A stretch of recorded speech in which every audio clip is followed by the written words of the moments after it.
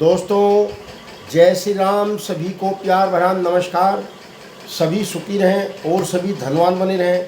भगवान श्री राम से हमेशा आपके लिए ही प्रार्थना करते हैं। दोस्तों, आज की हस्तरेखा ज्ञान विज्ञान में आपका स्वागत है। बड़ी ही महत्वपूर्ण जानकारी लेकर आता हूँ। दोस्तों, वीडियो देख लिया करो। मैं अपनी हर वीडियो में यही कहता हूँ।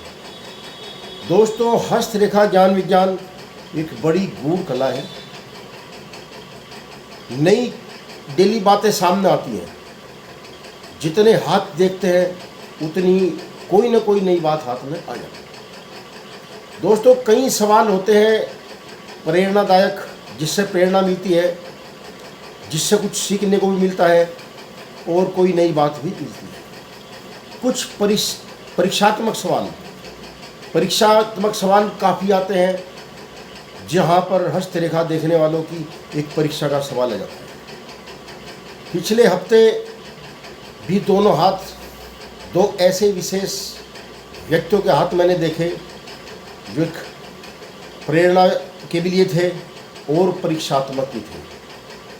परसों भी बड़े ही जटिल हाथ दो ऐसे सामने देखने को मिले हैं जो बड़े जटिल थे, जिनका फलादेश निकालने में बड़ी ही उलझन हो रही थी।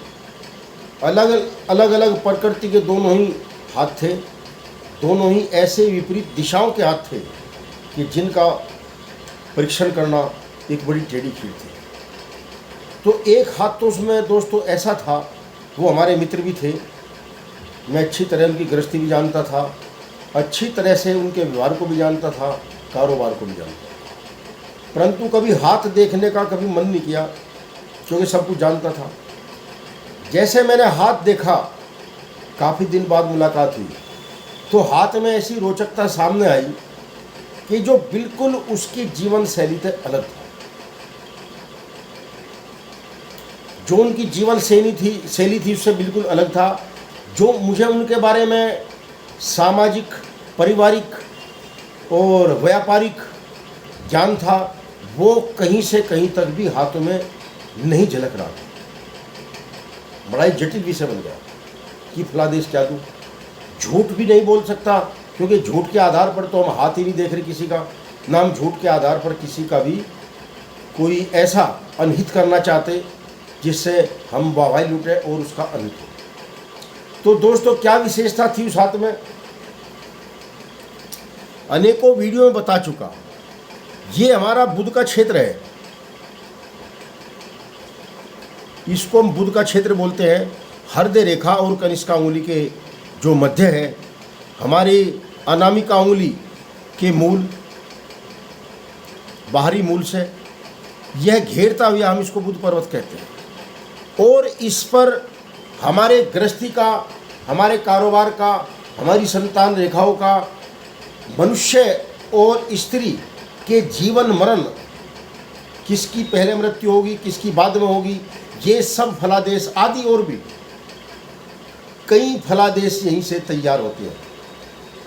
तो दोस्तों, मैं उनकी जीवन शैली जानता था कि उनकी गृहस्थी बड़ी ही टाइट है। उनका वैवाहिक जीवन बड़ा ही टाइट चला हुआ है और कारोबार में भी अलग किस्म का ही उनके टेंशन है। परंतु ऐसा कोई हाथ में मुझे चिन्ह नहीं मिला उनके जो ये साबित करे कि इनकी गृहस्थी टाइट है। बड़ा पुराना अनुभव है जो मेरे काम आया दोस्तों, क्योंकि ऐसी अवस्था में विवाह रेखा देखते हैं। ये विवाह रेखा बिल्कुल बाहरी हथेली के कर पृष्ठ से समझ लीजिए।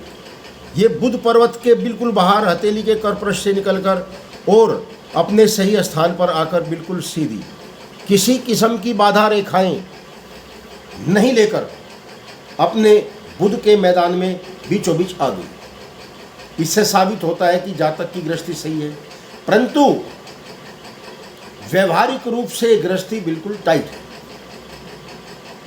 इसका क्या कारण था दोस्तों? मैं बार बार कहता हूँ, मेरी वीडियो बहुत महत्वपूर्ण होती है और ये जानकारी बड़ी महत्वपूर्ण दे रहा हूँ, उनको भी दे रहा हूँ यदि कोई हस्तरेखा शास्त्री मेरी वीडियो देख रहा हो, क्योंकि बड़ी जटिल जानकारी है।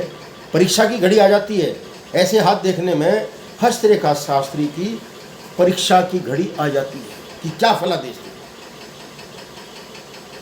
उनको तो मैं जानता था, इसके बाद भी कहा कि तुम्हारे घर तो तुम्हारी गृहस्थी सही चल रही, गृहस्थी नहीं चल रही।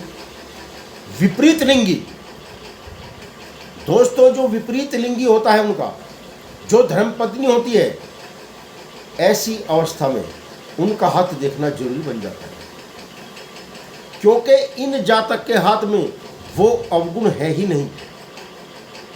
इसलिए मैं रेखा यहां पर चमत्कार नहीं दे रही, इतना मैं अपना प्रभाव नहीं छोड़ रही, क्योंकि आज जमाना, पहले कहते थे दोनों हाथ से हथेली बजती है, अब तो एक हाथ से हथेली बज रही है, क्योंकि है एक हाथ को कहीं मारने लगो वहीं से लड़ाई शुरू हो जाएगी। कोई एक तरफा गाली देने लगो, कोई सज्जन आदमी सामने है तो वहीं से जो है एक हाथ से हथेली बजनी शुरू हो जाएगी। तो ऐसी अवस्था में, ऐसी हालत में जातक के सभी ग्रह विकसित थे, किसी भी ग्रह में कोई लोच लचक, कोई दबाव प्रेशर नहीं था, कोई रेखाओं का जाल जंजाल नहीं था। साफ सुथरी रेखाएं, अच्छी जीवन रेखा, अच्छा शुक्र, अच्छी मस्तिष्क रेखा, अच्छा शुक्र पर्वत, चंद्र पर्वत तक में कोई दोष नहीं। यहां पर थोड़ी सी एक बात जरूर कहूंगा कि मंगल दोनों ही,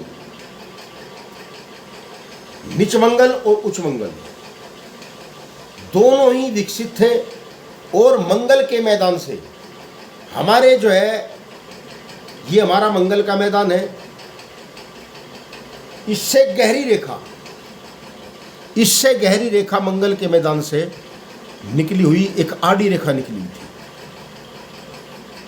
इस आड़ी रेखा से अनुमान लगागा कि जातक का विपरीत लिंगी इनके साथ शत्रु का कार्य कर रहा है।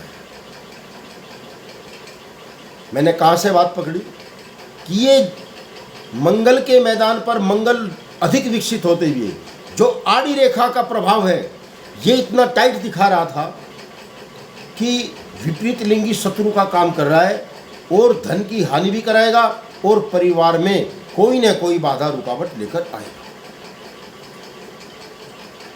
और ये हालत बन जाते हैं।